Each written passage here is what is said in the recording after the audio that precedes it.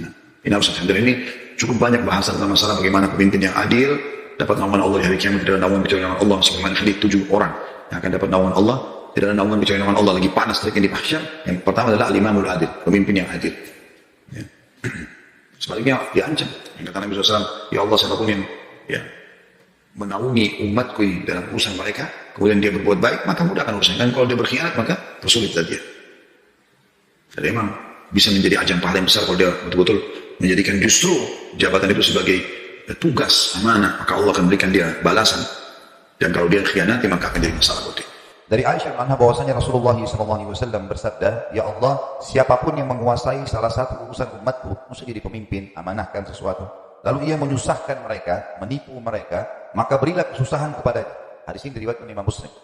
Hadis ini menyebutkan akhlak buruk yang kelima, ya, tentang siapapun, kata Nabi SAW, yang diberikan, dikuasakan amanah umat ini.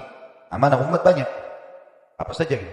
Baik dia jadi pemimpin, raja atau presiden, atau dia jadi pemimpin wilayah, wali kota kalau kita mungkin gubernur atau bupati, atau apa saja, termasuk RT, atau termasuk orang diberi percayakan lembaga, uang umat bersatu di situ, misal amil zakat, ya, kegiatan-kegiatan sosial, ini semua masuk di dalamnya.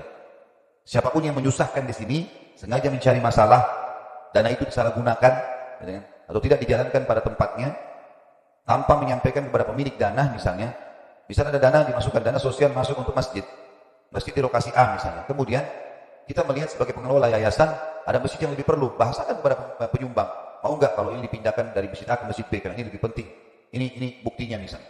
Itu boleh, kalau dia bilang iya, apa-apa, alihkan, alhamdulillah. Kalau enggak, ini amanah semuanya. Ya.